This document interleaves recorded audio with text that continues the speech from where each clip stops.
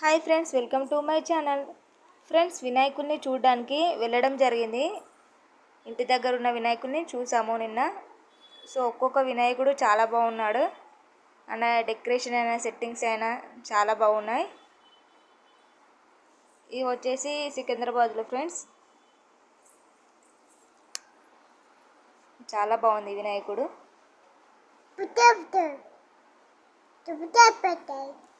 పైన కాలభైరవ స్వామి అండ్ కింద వినాయకుడు. పంచకట్టు చాలా బాగుంది ఈ వినాయకుడికి, కలర్ కాంబినేషన్.